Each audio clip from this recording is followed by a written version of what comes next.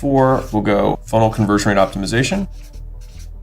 And then 5 will go ads. Perfect. 6, reactivation. Emails.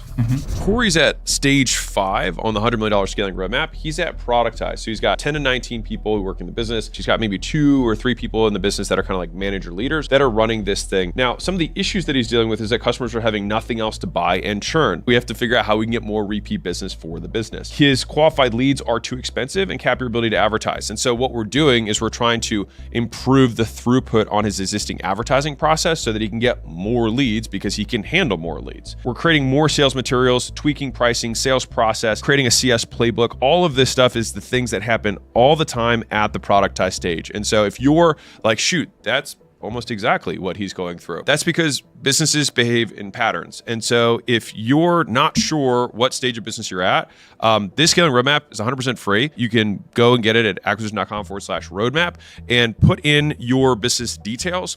And on the thank you page, if you would like our help actually helping you debottleneck these things, kind of like what I'm doing with Corey here in person at my headquarters, on the thank you page, just schedule a call. My team would love to have a conversation with you. Worst case scenario, we provide value. Best case, we'll see you out here in Vegas. So first things first, the price. So you did a 23% price increase after the first time we talked to you. Okay. Right. And so that resulted in a higher close rate and more money. Right. Wonderful. So Corey had actually come to one of our workshops at acquisition.com earlier, and we had made this first initial suggestion, which is like, hey, bump your prices.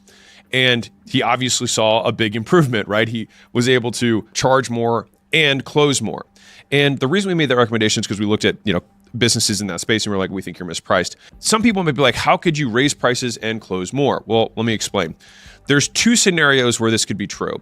One is something called a Veblen good, which in economic terms is usually like a high-end luxury item. So like a Rolex, sometimes if something goes up in price, it becomes more sought after. That's not what happens for Corey because he's in the other bucket, right? No one's like bragging at their Rotary Club about how much they spent on their HVAC. So instead what happens is that if you have what I would consider a normal business providing a normal service or product, if you raise your prices, what sometimes happens is that the conviction of the customer that you can actually deliver on the promise you're making goes up. And so on the value equation, which I'll talk about in this book, it actually increases the perceived likelihood of achievement. So by raising the price, we actually increase the value.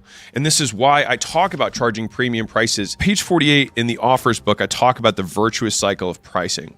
And so what happens is if you raise your price, you increase the emotional investment, you increase the perceived value, you increase the results, and you decrease the demandingness of the customer. You get more money to actually deliver. And so what happens is a lot of times people will just try and they're so afraid of charging money that they actually sell themselves out of a sale because it's so low price that they're like, gosh, this guy seems like a run, super seedy duct tape operation, right? And so many of you, especially newer business owners, I'd say like call it 3, sometimes 5 million in revenue. Some of the biggest levers that exist in the business is simply charging more because people actually believe you can deliver the service now. So whenever I hear 80% or over 80% close rates, I usually know that there's room. And so basically what I penciled out was a 10% price raise. This is more asking than telling. We would have to believe that we're not going to drop to 65%. As long as we close more than 65%, we make more money. The thing is that 10% price raise for you equals roughly a 25% increase in net profit. Right. So that'd be roughly 100,000+ a year. Right. And that's at last year's volume in profit. So that's number one. Does that sound something that you could stomach or no? Yeah, 100%. So the second thing is how fast do you plan on paying off this $60K debt that you have? We are planned to pay off completely in the next 4 to 5 months. Okay, good. That's one of those things that I'd say this is more an emotional thing, but it's just this back of mind.